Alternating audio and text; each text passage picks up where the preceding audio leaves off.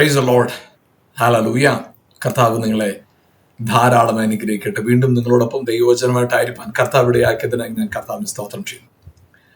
നമ്മൾ ഇന്ന് കഴിഞ്ഞ എപ്പിസോഡിൽ ചിന്തിച്ചതിൻ്റെ തുടർച്ചയാണ് ഇന്ന് ചിന്തിക്കുന്നത്. യേശുക്രിസ്തുവിൽ നമ്മളെ മുൻനിർണയിച്ചത് ലോക സ്ഥാപനത്തിന് മുമ്പേ നമ്മൾ എഫേസ്യ ലേഖനം 1-ാം അധ്യായത്തിൽ നമ്മൾ കാണുന്നത് എങ്ങനെയാണ്? ലോക സ്ഥാപനത്തിന് മുമ്പേ നമ്മളെ അവനിൽ മുൻ നിയമിച്ചു. അതിൻ്റെ എഫേസ്യ ലേഖനം 1-ാം അധ്യായം 3-ാം വാക്യം, നാം തന്റെ സന്നിധിയിൽ വിശുദ്ധരും നിഷ്കളങ്കരുമാകേണ്ടതിന് അവൻ ലോക സ്ഥാപനത്തിന് മുമ്പേ നമ്മെ അവനിൽ തെരഞ്ഞെടുത്തു. അപ്പോൾ അതായത് നമ്മളെ മുൻനിർണയിച്ചപ്പോഴേ ലോക സ്ഥാപനത്തിന് മുൻപേ, അപ്പൊ ലോകസ്ഥാപനത്തിന് മുമ്പേ നമ്മളെ മുൻനിർണയിക്കുകയും ലോകസ്ഥാപനം മുതൽ ജീവപുസ്തകത്തിൽ പേരെഴുതി കാണുന്നവർ, ലോകസ്ഥാപനം മുതൽ അറുക്കപ്പെട്ടവനായ ദൈവത്തിന്റെ കുഞ്ഞാട്, ഇങ്ങനെയൊക്കെയാണ് യേശുവിനെ കുറിച്ച് നമ്മൾ കാണുന്നത്, ക്രിസ്തുവിനെ കുറിച്ച് നമ്മൾ കാണുന്നത്. എന്നാൽ ഇവിടെ ഈ റോമാലേഖനം എഫേസ്യ ലേഖനം 1-ാം അധ്യായത്തില് 4-ാം വാക്യത്തിൽ കാണുന്നത് നമ്മൾ ലോകസ്ഥാപനത്തിന് മുമ്പേ നമ്മെ അവനിൽ തെരഞ്ഞെടുത്തു. എന്തിനാണ്? വിശുദ്ധരും നിഷ്കളങ്കരുമാകേണ്ടതിന് തെരഞ്ഞെടുത്തു. നമ്മുടെ തെരഞ്ഞെടുപ്പ് വിശുദ്ധരും നിഷ്കളങ്കരുമാകേണ്ടതിനുള്ള തെരഞ്ഞെടുപ്പാണ് നമ്മുടെ മേൽ കിടക്കുന്നത്. അപ്പൊ അതുകൊണ്ട് തന്നെ ആ തെരഞ്ഞെടുപ്പ് നമ്മുടെ മേലുള്ളത് കൊണ്ട്, അതിന് വിപരീതമായ കാര്യങ്ങൾ നടന്നതുകൊണ്ട് ഒന്നും നമ്മുടെ മേലുള്ള തെരഞ്ഞെടുപ്പ് മാറത്തില്ല, വിളിയും മാറത്തില്ല. ആ തെരഞ്ഞെടുപ്പ് നമ്മുടെ മേൽ ഉണ്ടായിരുന്നത് കൊണ്ട് ആദാമ്യ തലമുറയിൽ ജനിച്ചവരായ സകല മാനവജാതിയും യേശുക്രിസ്തുവിലൂടെ വീണ്ടെടുക്കപ്പെട്ടു,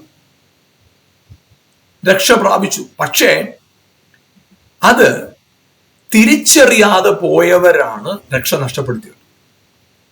അത് തിരിച്ചറിഞ്ഞവരാണ് രക്ഷിക്കപ്പെട്ടത്. യേശുവിനെ കുറിച്ച് നമ്മൾ കാണും, നമ്മൾ വചനത്തിൽ ഇങ്ങനെയാണ് പറയുന്നത്. അപ്പൊ നമ്മൾ ചോദിച്ചേക്കാം, ഇതിനു മുമ്പ് യേശുക്രിസ്തുവിന്റെ ജനനം, മരണം, പുനരുത്ഥാനം, അതിന് ശേഷവും അതിനു മുമ്പുണ്ടായിരുന്ന ആളുകളുടെ അവസ്ഥ ചോദ്യം ഉണ്ടായേക്കാം. പക്ഷെ അവിടെ വചനത്തിൽ വ്യക്തമായിട്ട് പറഞ്ഞു, അവൻ ആത്മാവിൽ ചെന്ന് തടവറയിൽ കിടന്ന ആത്മാക്കളോട് അവൻ സുവിശേഷം പ്രസംഗിച്ചു എന്നാണ് പ്രസംഗിച്ചു. അപ്പൊ അവിടെ നമുക്ക് കാണാൻ കഴിയുന്നത് സുവിശേഷത്തെ പ്രസംഗിച്ചു യേശു. അവിടെ കർത്താവ് പ്രസംഗിച്ചതായ ഗോസ്പൽ, സുവിശേഷം, യേശുക്രിസ്തുവിലൂടെ പാപത്തിന് മോചനം വന്നു കഴിഞ്ഞു. പിതാവായ ദൈവം യേശുക്രിസ്തുവിലൂടെ പാപത്തിന് പരിഹാരം വരുത്തി.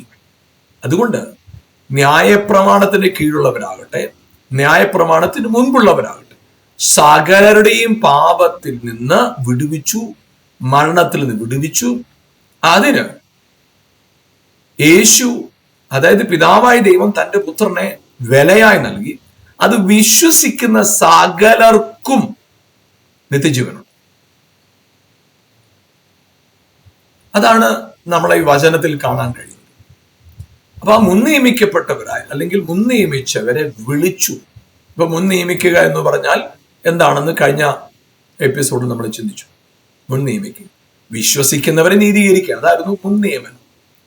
വ്യക്തിഗതമായി അല്ലെങ്കിൽ ഒരാളുടെ പേര് വെച്ചുകൊണ്ടുള്ള മുൻനിയമനമല്ല, വിശ്വസിക്കുന്നവർ നീതീകരിക്കപ്പെടുമെന്ന മുൻനിർണയം, അതായിരുന്നു ഉണ്ടായിരുന്നത്. അപ്പോ അവിടെ മുൻനിർണയിച്ചവരെ വിളിച്ചു, മുൻനിയമിച്ചവരെ വിളിച്ചു. അതായത് നമുക്ക് വിളിക്കുക എന്ന് നമ്മൾ പറയുമ്പോൾ ആഹ്വാനം ചെയ്യുന്നു. അതായത് മുൻനിർണയിച്ചൊരു കാര്യം, ഒരു കാര്യം മുൻനിർണയിച്ചു. ആ മുൻനിർണയിച്ചതായ കാര്യം എങ്ങനെയാണ്? എനിക്ക് എൻ്റെ ഭവനത്തിൽ, ഇപ്പൊ നമുക്ക് പണ്ട് കാലത്ത് അറിയാമല്ലോ, ചില വീടുകളിലൊക്കെ അവര് വൈകുന്നേരങ്ങളിൽ അവർ എല്ലാവരോടും വിളിച്ചു ചോദിക്കും, ആരെങ്കിലും ഭക്ഷണം കഴിക്കാത്തവരുണ്ടെങ്കിൽ വന്ന് കഴിക്കാം. അവരവിടെ വീട്ടിൽ ഭക്ഷണം റെഡിയാക്കി വെച്ചത് കൊണ്ട്, ആ ഭക്ഷണം അവിടെ തയ്യാറാക്കി വെച്ചതുകൊണ്ട് ആർക്കും പ്രയോജനപ്പെടുത്തില്ല. പക്ഷെ അത് വിളംബരം ചെയ്യും, ഭക്ഷണം തയ്യാറാണ്, വന്ന് കഴിക്കാം. അപ്പൊ അവിടെ ഒരുക്കപ്പെട്ടതിനെ വിളിച്ചു പറയും. ഇപ്പൊ എന്റെ ഭവനത്തിൽ അങ്ങനെ ഒരു കാര്യം ചെയ്തെന്നിരിക്കട്ടെ, കുറച്ചു പേർക്ക് ഭക്ഷണം ഉണ്ടാക്കി. പക്ഷെ ഞാനത് ഉണ്ടാക്കിയ ഭക്ഷണം ആരാണോ കഴിക്കണമെന്ന് ഞാൻ ആഗ്രഹിക്കുന്നത് അവരോട് അറിയിക്കാത്തടത്തോളം അവർക്കത് കഴിക്കാൻ പറ്റത്തില്ല. അവർക്കത് എന്റെ അധ്വാനവും വ്യർത്ഥമായി തീരും, ആവശ്യക്കാരന് അതിന്റെ ഫലമില്ലാതെ. അപ്പം വിളിക്കുക എന്ന് പറഞ്ഞാൽ മുൻ നിയമിച്ചതിനെ പ്രഖ്യാപിച്ചു. അത് പ്രവാചകന്മാരോട് പ്രഖ്യാപിച്ചു, പുരോഹിതന്മാരോട് പ്രഖ്യാപിച്ചു, രാജാക്കന്മാരോട് പ്രഖ്യാപിച്ചു, ന്യായാധിപന്മാരോട് പ്രഖ്യാപിച്ചു. ഇത് പറയുകയായിരുന്നു. അതിങ്ങനെ വിളംബരം ചെയ്തു. വിശ്വസിച്ചാൽ നിങ്ങൾക്ക് നീതീകരിക്കപ്പെടാം. അത് പ്രഖ്യാപിച്ചുകൊണ്ടിരിക്കും. നമുക്കറിയാം, ഈവൻ തോ പഴയ നിയമ കാലത്ത് നിയമം, അതായത് പഴയ നിയമം എന്ന് പറയുമ്പോൾ ന്യായപ്രമാണത്തെയാണ് ഞാൻ അർത്ഥമാക്കുന്നത്, പഴയ നിയമ പുസ്തകത്തെ അല്ല ഞാൻ പറയുന്നത്. ആ ന്യായപ്രമാണം നിലനിൽക്കുന്ന കാലത്തും ന്യായപ്രമാണമുണ്ട്. ആ പ്രമാണ കാലത്ത് പോലും കർത്താവ് പറഞ്ഞു, നിങ്ങൾ എൻ്റെ അടുക്കലേക്ക് വന്നാൽ ഞാൻ നിങ്ങളുടെ അടുക്കലേക്ക് വരാം, ഞാൻ നമ്മുടെ ബന്ധം റിസ്റ്റോർഡ് ആവും, നമ്മുടെ ജീവിതം, നമ്മുടെ ബന്ധം ഊഷ്മളമായി മുന്നോട്ട് പോകും, ഞാൻ അവർക്ക് ദൈവവും അവൻ എനിക്ക് ജനവുമായിരിക്കും. ഇതൊക്കെ കർത്താവ് പറഞ്ഞ് അപ്പോൾ പലപ്പോഴും പ്രഖ്യാപിക്കുക, തൻ്റെ തീരുമാനത്തെ പ്രഖ്യാപിക്കുന്ന ദൈവത്തെ നമ്മൾ കാണും. അത് പ്രഖ്യാപിക്കുക, വിളിച്ചു പറയുന്നത്. എന്നാൽ ദൈവം അങ്ങനെ പ്രഖ്യാപിക്കുന്നു. ചിലരൊക്കെ അതിന് ചെവി കൊടുത്തു, ചിലരതിനെ തള്ളിക്കളഞ്ഞു, ചിലരതിനെ മാനിച്ചു, ചിലരതിനെ അവഗണിച്ചു. അപ്പൊ വിളി അത് പ്രഖ്യാപനമാണ്. ഇവിടെ സൗജന്യമായ രക്ഷയുണ്ടെന്നുള്ള പ്രഖ്യാപനമാണ് വിളി. അതാണ് മുൻ നിയമിച്ചവരെ വിളിച്ചു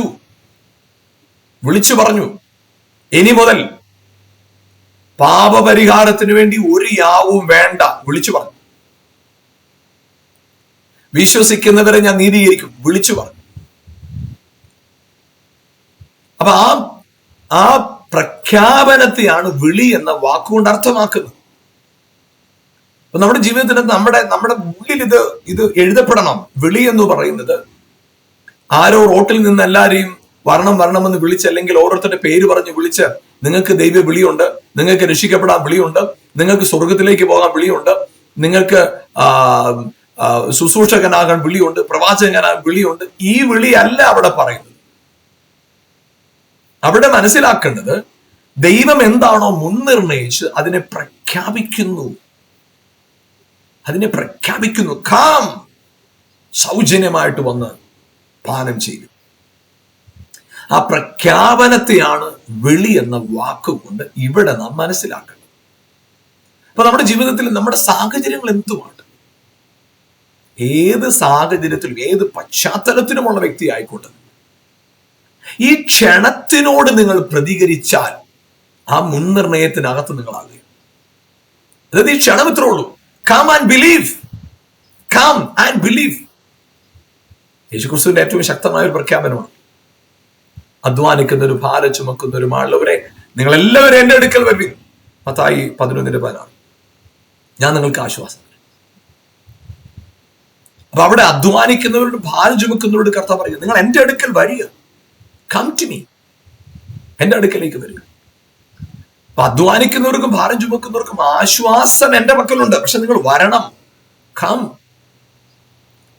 ആശ്വാസമുണ്ടെന്ന് കർത്താവ് പ്രഖ്യാപിച്ചിട്ട് കം ടു മീ.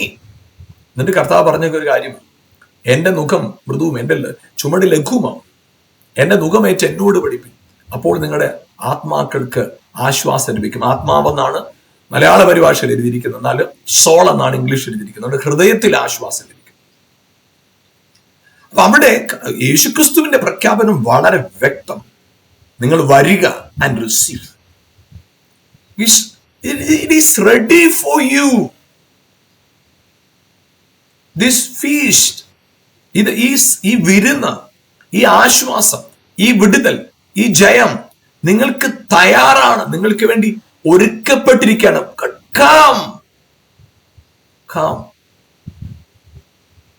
ആ ഇൻവിറ്റേഷനെയാണ് വിളിക്കുക എന്ന് പറയുന്നത്, അല്ലെങ്കിൽ ആ പ്രഖ്യാപനത്തെയാണ് വിളിക്കുക എന്ന് പറയുന്നത്. നമുക്കറിയാലോ, നമ്മുടെ വിവാഹത്തിന് അല്ലെങ്കിൽ നമ്മുടെ കുഞ്ഞുങ്ങളുടെ എന്തെങ്കിലും വിശേഷമായ കാര്യങ്ങൾക്കൊക്കെ നമ്മുടെ പ്രിയപ്പെട്ടവരെയും സുഹൃത്തുക്കളെയും വിളിക്കുക. അത് ക്ഷണമാണ്, നമ്മളവരെ വിളിക്കുക. ഇവിടെ മുൻ നിയമിച്ചവരെ വിളിച്ചു പ്രഖ്യാപിക്കുക. അതുകൊണ്ടാണ് യേശുക്രിസ്തു തന്റെ ശുശ്രൂഷയുടെ ആരംഭത്തിൽ പ്രഖ്യാപിച്ച വളരെ പ്രധാനപ്പെട്ട ഒരു കാര്യം, ലൂക്കോസിന്റെ സുവിശേഷം 4-ാം അധ്യായത്തിന്റെ 17 മുതലുള്ള വാക്യങ്ങളെ ഞാൻ വായിക്കാം. 17 മുതൽ. യേശയ്യാ പ്രവാചകന്റെ പുസ്തകം അവന് കൊടുത്തു. അവൻ പുസ്തകം വിടർത്തി, ദരിദ്രരോട് സുവിശേഷം അറിയിപ്പാൻ കർത്താവിനെ അഭിഷേകം ചെയ്യാൽ അവന്റെ ആത്മാവ് എന്റെ മേലുണ്ട്. ബദ്ധന്മാർക്ക് വിടുതലും കുരുടന്മാർക്ക് കാഴ്ചയും പ്രസംഗിപ്പാൻ, പീഡിതന്മാരെ വിടുവിച്ച് അയപ്പാൻ, കർത്താവിന്റെ പ്രസാദ വർഷം പ്രസംഗിപ്പാൻ. അപ്പൊ ഇവിടെ എന്താണ്? മുൻ നിയമിച്ചതിനെ പ്രഖ്യാപിക്കുക. അതാണ് വിളി. അതാണ് വിളി. പ്രിയപ്പെട്ടവരെ, ഇന്ന് കർത്താവ് നിങ്ങളെ വിളിക്കുക. എന്തിനാ വിളിക്കുന്നതെന്ന് അറിയാമോ? നിന്റെ രോഗസൗഖ്യം യേശു നിനക്ക് വേണ്ടി സമ്പാദിച്ചു കഴിഞ്ഞതാ. നിന്റെ അനുഗ്രഹം യേശു നിനക്ക് വേണ്ടി സമ്പാദിച്ചു കഴിഞ്ഞതാ. നിന്റെ സമൃദ്ധി, ദൈവത്തോടുള്ള അവകാശം, ക്രിസ്തുവിനോടുള്ള കൂട്ടവകാശം, it is finished, it is done over the cross. ഇത് ക്രൂശിൽ സംഭവിച്ചു കഴിഞ്ഞു. Just believe and enjoy. Just believe and enjoy. അതാ കർത്താവ് പറയും. അതാ കർത്താവ് വിളിക്കുന്നത്. ഇവിടെ പറയുന്നത് ദരിദ്രന്മാരോട് സുവിശേഷം അറിയിപ്പാൻ. ഇപ്പൊ നമ്മൾ അതിനെ ആത്മീക ദാരിദ്ര്യം എന്നൊക്കെ നമ്മളതിനെ ഇല്ല.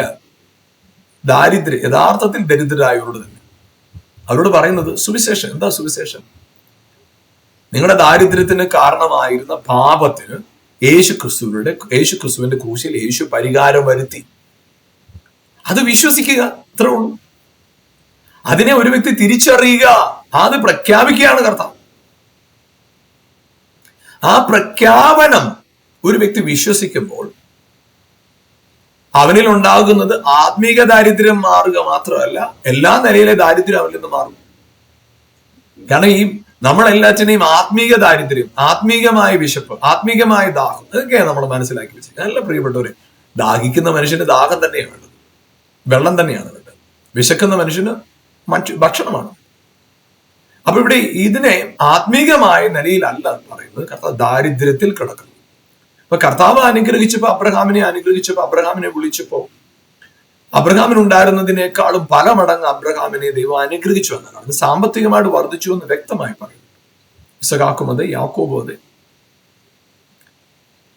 ആ ജനത്തിന്റെ ദൈവത്തിനും ദൈവവചനത്തിനും കീഴ്പ്പെട്ടിരുന്ന കാലഘട്ടങ്ങളൊക്കെ ദൈവജനം ഏറ്റവും സമൃദ്ധിയിലാണ് കഴിഞ്ഞത്. അത് പലപ്പോഴും ദേവാലയത്തിന് നിർമ്മാണത്തിനൊക്കെ സമ്പത്ത് കൊണ്ടുവരാൻ ആളുകളോട് പറഞ്ഞിട്ട് മതി എന്ന് പറയത്തക്കവണ്ണം അവിടെ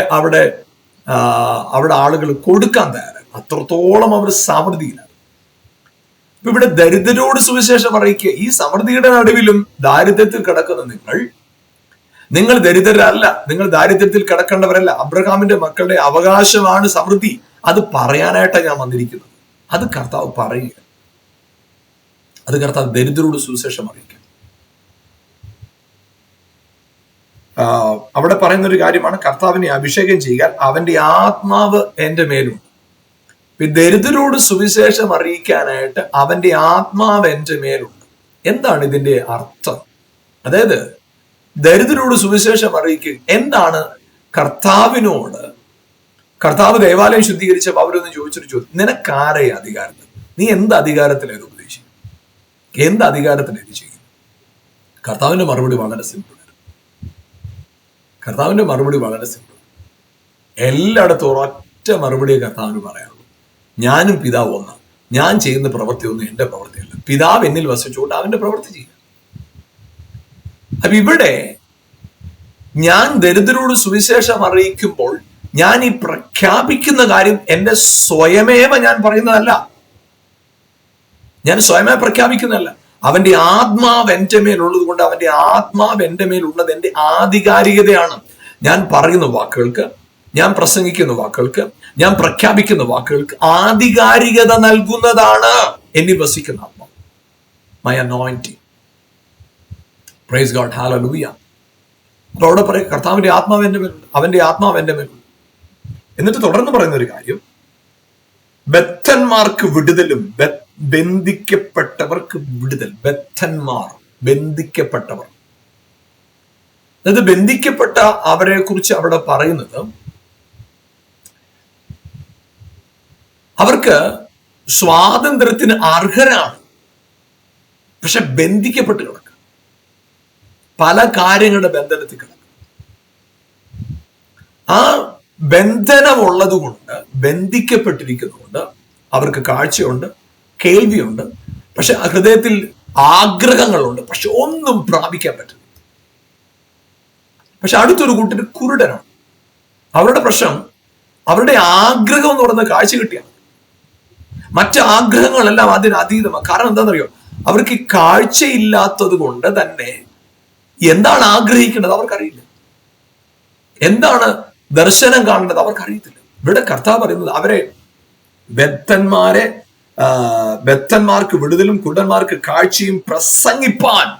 അപ്പോ ഈ ബന്ധനത്തിൽ നിന്നുള്ള വിടുതൽ, ഇരുട്ടിൽ നിന്നുള്ള പുറത്തേക്കുള്ള വരവ്, ഇതെല്ലാം പ്രസംഗത്താൽ സാധ്യമാണ്. Through the world. യോഹന്നാൻ പ്രസംഗിച്ചുകൊണ്ട് ശുശ്രൂഷ തുടങ്ങി, യേശു പ്രസംഗിച്ചുകൊണ്ട്. അപ്പൊ ഉപദേശിക്കുക, പറയുക, പ്രഖ്യാപിക്കുക.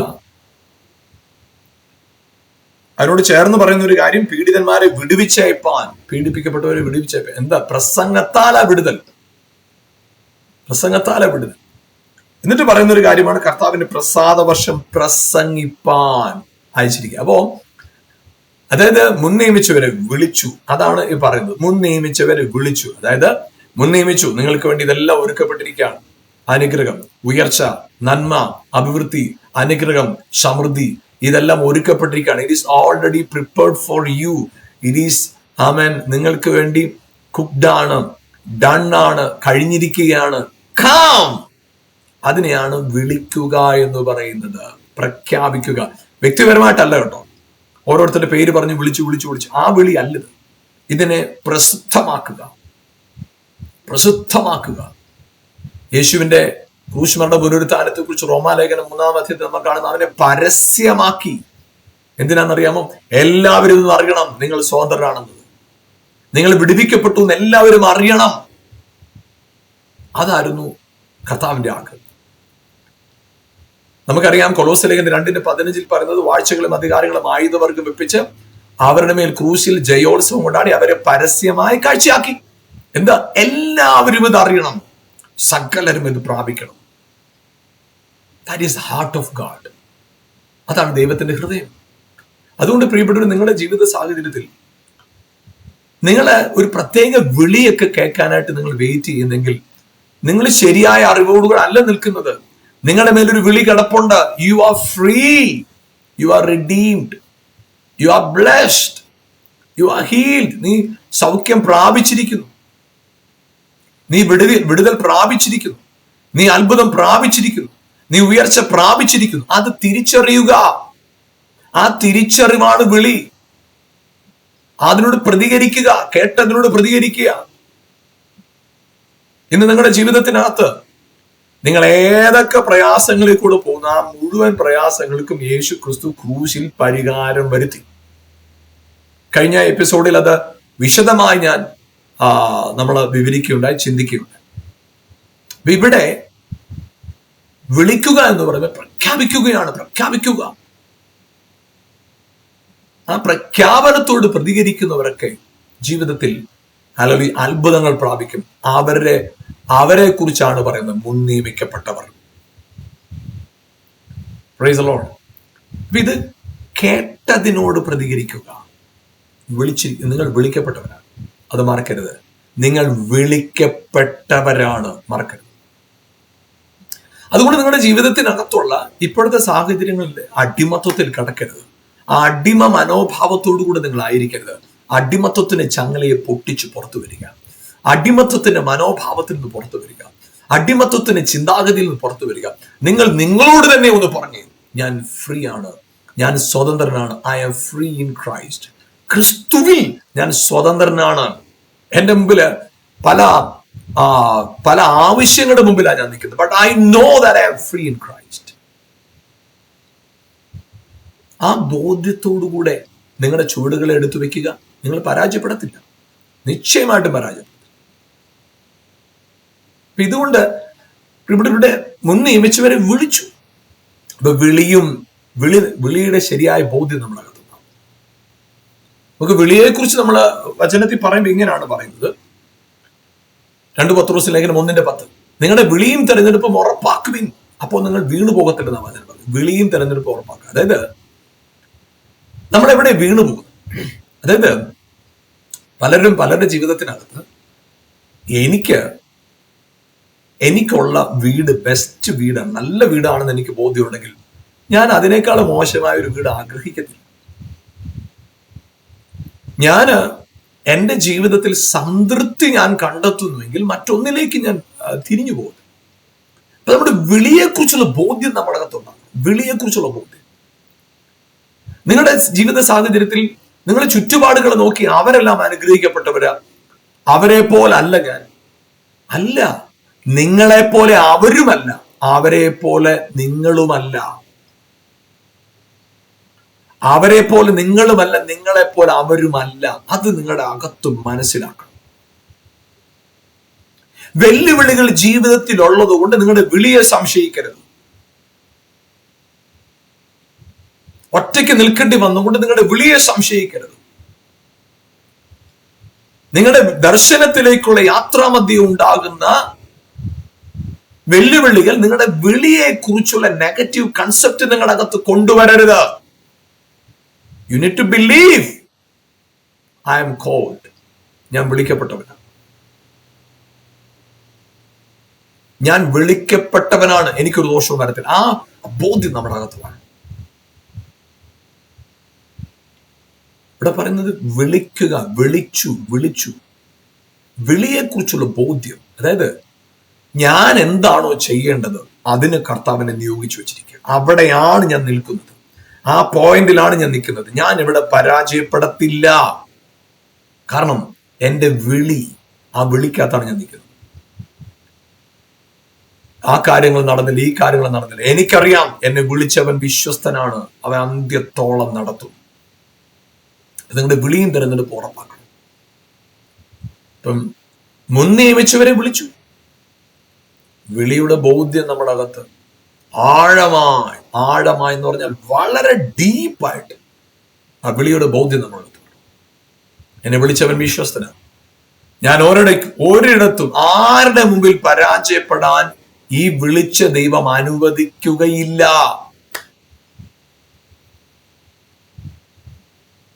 യെസ്, ആ ബോധ്യം നിങ്ങളുടെ ഉള്ളിൽ ആഴമായി ബിൽഡ് ചെയ്യപ്പെടട്ടെ, ആഴമായി പതിയട്ടെ, ആഴമായി ഉറക്കട്ടെ.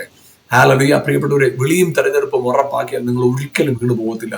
നിങ്ങളുടെ ജീവിതത്തിനകത്ത് നിങ്ങളുടെ വിളി എന്താണെന്നൊന്ന് തിരിച്ചറിഞ്ഞു, നിങ്ങളുടെ തെരഞ്ഞെടുപ്പ് എന്താണെന്നൊന്ന് തിരിച്ചറിഞ്ഞു. ആ വിളിയുടെയും തെരഞ്ഞെടുപ്പിന്റെയും ബോധ്യം നിങ്ങളുടെ അകത്ത് വരുമ്പോൾ നിങ്ങൾ പതറിപ്പോകത്തില്ല, നിങ്ങൾ വീണു പോകത്തില്ല, നിങ്ങൾ നശിച്ചു പോകത്തില്ല. ഹല്ലേലൂയ. ആ നിങ്ങൾ നിൽക്കുന്ന പൊസിഷനിൽ ഇതുവരെ ആരും ചെയ്തിട്ടില്ലാത്ത കാര്യങ്ങൾ ചെയ്യുവാനായിട്ട് നിങ്ങൾ പ്രയോജനപ്പെടും, നിങ്ങൾ ഉപയോഗിക്കപ്പെടും. അതുകൊണ്ട് നിങ്ങളുടെ ആ വിളിയും തെരഞ്ഞെടുപ്പിനെയും ഉറപ്പാക്കിക്കേ. എന്റെ വിളി എന്താണെന്നുള്ള ബോധ്യം എനിക്കുണ്ടാകട്ടെ. അത് നിങ്ങളുടെ മനസ്സിലേക്ക് അത് കൊണ്ടുവന്ന്, നിങ്ങളുടെ ബോധ്യത്തിലേക്ക് അത് കൊണ്ടുവന്ന് ഞാൻ വിളിക്കപ്പെട്ടവനാണ്.